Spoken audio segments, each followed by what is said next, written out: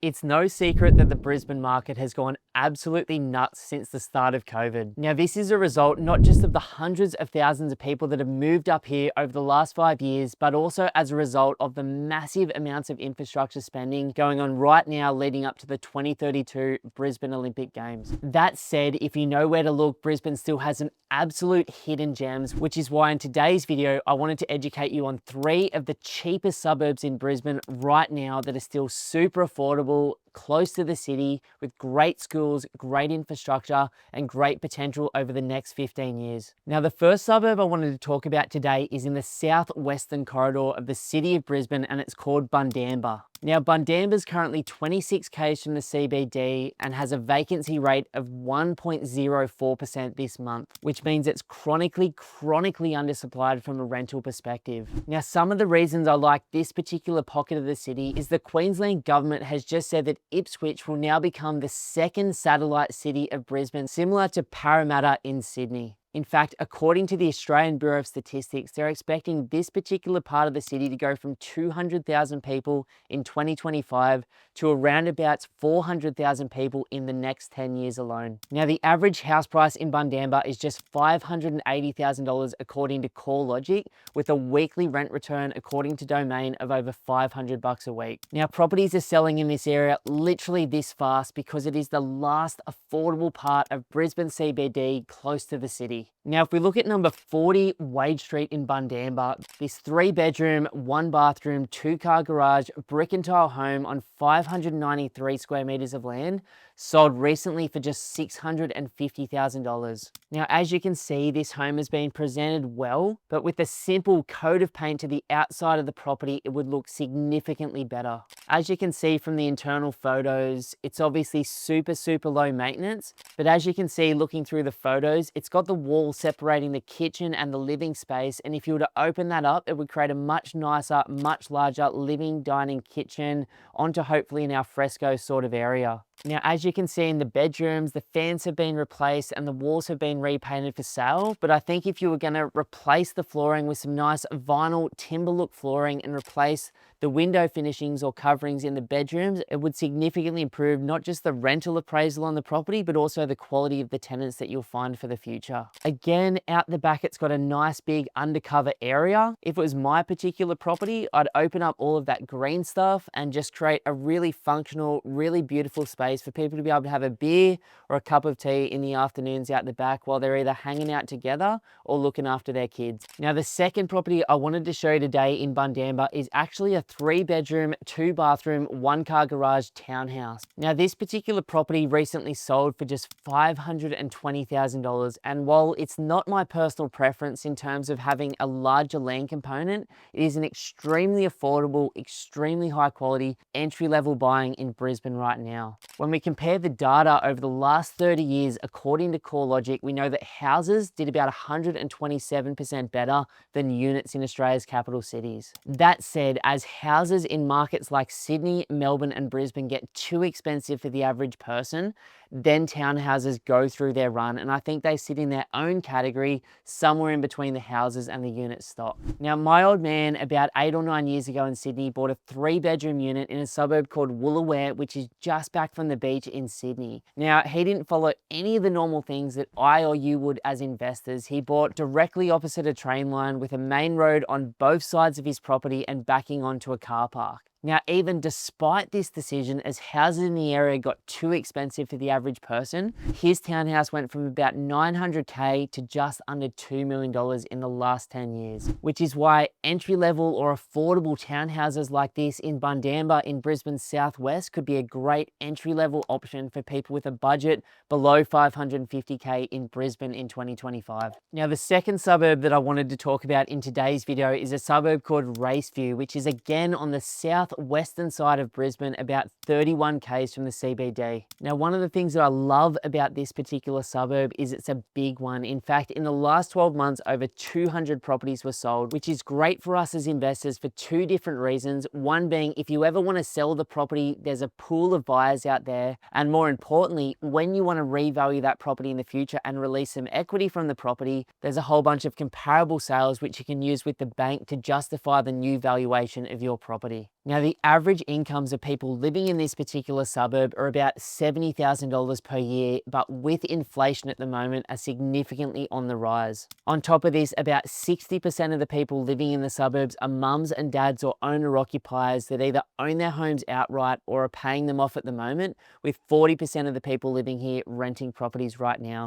which again creates an incredible rental pool and is one of the reasons why the vacancy rate is below 1% right now. Now, the first property I wanted to show you today in Raceview is number 62 Anna Drive, and it sold recently for just $734,000. Now, this brick tile slab on ground property is extremely low maintenance and has a 4-bedroom, 2-bathroom, 2-car garage home on a nice big 600 square meter block. Ticks so many of the boxes that I have as an investor. Now, as you can see, not only does the property present extremely well from the street, but it is surrounded by other high quality properties in the neighboring streets in the suburb. On top of this, it has a brand new air conditioner, brand new window finishings, has been painted, and has had all of the electrical appliances replaced for resale, which is super common in Brisbane for properties of this quality. Now, both of the bathrooms in the property are in extremely good, tenant ready, set and forget condition, as is the majority of the rest of the home. It also has a nice big backyard, which people in Brisbane love having their kids in the backyard, fully fenced, fully contained, as well as their animals and pets. One of the things that I personally love about this property is it's much larger than the average home. And as you can see in the living areas and the bedrooms, they're all oversized, which again attracts families and higher paying tenants in the future. Now, for a property like this one in Raceview, you'd be looking to get at least $600 to even $650 per week in rent, which is a phenomenal and very, very strong rent return from day one. Now, the third and final suburb I wanted to talk about in today's video, which is the 3 cheapest suburbs in Brisbane, is Silkstone, which is just 29 k's from the city of Brisbane, again in the southwestern corridor of the city. Now, the rental vacancy rate in this suburb is one of the most chronically undersupplied in all of Australia at the moment. So we know as investors, a vacancy rate below 2% would be considered undersupplied. But in this particular suburb right now, it's literally 0.68%, which is well below the 1% mark. On top of that, according to CoreLogic and Domain, the average house price is selling for just $620,000 at the moment. And there's variety across the suburb, depending on what you're looking for, from townhouses to older homes, to newer homes on smaller blocks, or to beautiful homes that were built in the last 15 to 20 years that are larger. Now, as investors, I think it's super important to follow the fundamentals that have worked for our parents and our grandparents over the last 100 years. Now, these fundamentals include buying the capital cities or the major regional markets, buying the quality suburbs in those cities, and the quiet streets with the nice big blocks of land and the beautiful houses in them. But as the prices have jumped around Australia post-COVID, sometimes we have to sacrifice little things as investors, like buying on slightly busier streets or buying slightly older properties. Now, the property I wanted to show you first recently sold on Glebe Road in Silkstone for literally $582,000. Now, as you can see, it has a beautiful big backyard and a bit of an older style property sitting at the front of the property. Now, in preparation for today's video, I haven't done a mining overlay search, I haven't checked out what's in the backyard, and I haven't done the flood search on this property. And for all of the properties up here in Brisbane, I think they're extremely important parts of your due diligence process before you buy anything. That said, older style properties like this one are available all the way throughout southeast Queensland and Brisbane, and have the potential for people that are a little bit handier or want a little bit of a project or want some future development potential out the back of the block to come in and pick them up for well below what they should be worth, cleaned up and fully realized in the future. Now, looking through this property, if you were to give the floors a bit of a repolish and rip up all of the carpets, replace the blinds and the window finishings and give everything a bit of a paint, it would obviously present significantly better than it does right now. You know, I think there's a few reasons why this property probably sold cheaper at the moment, and I wouldn't be surprised if it's a little bit or fully flood affected.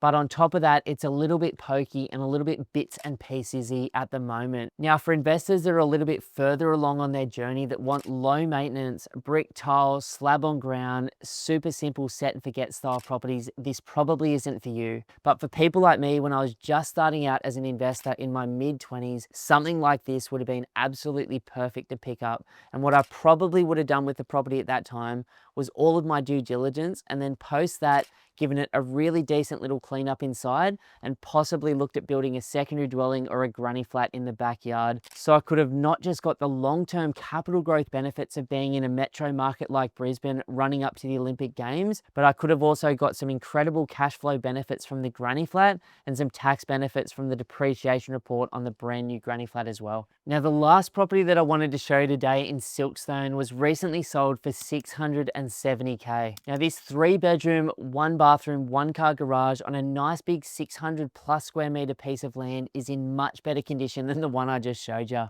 Now, as you can see through looking through the photos, it's got an extremely nice kitchen, beautiful flooring throughout the house, and is a much larger home. Now, what I've noticed up here in Queensland post-COVID is that people will pay a premium for nicer homes like this one that they can live in, be comfortable in, and raise their families in. As you can see, looking through the bathroom, it's in extremely good nick, and all of the fans as well as the blinds have been replaced throughout the property for sale. Now, what I love about this property, as you can see from the photos, is it's got a beautiful big yard, which is fantastic for young families in the area. And while there's still a huge amount of potential upside through this property from the likes of repainting the inside and outside of the property, it is a relatively low maintenance property outside of general wear and tear and maintenance over the first 5 years that you pick it up. Now, while there are plenty of other super affordable suburbs in Brisbane, these are 3 of the ones that we really like at the moment that have great fundamentals, are still undervalued when you look at longer term data, and have great potential for growth in the future as well as cash flow today. Whether you have a budget in the early 500s and you go after a smaller block or more townhouse style property,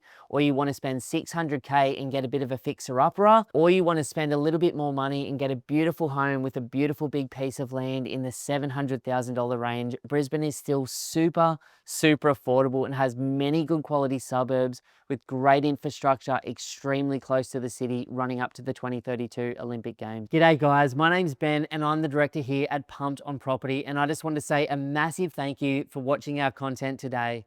Now, if you're thinking about buying an investment property in the next 3 to 12 months, then the team and I would love to offer you a one-on-one strategy session. In that session, we can talk about exactly where you are right now, where you'd like to be longer term, and we can deeply educate you on the Australian market. And then you can take that information and go and absolutely smash it on your own, or potentially become one of the small number of clients that we work with each week. To book your session, all you have to do is go to www.pumpedonproperty.com and click that book your free strategy session button. But either way, we wish you all the best on your journey as an investor to financial freedom.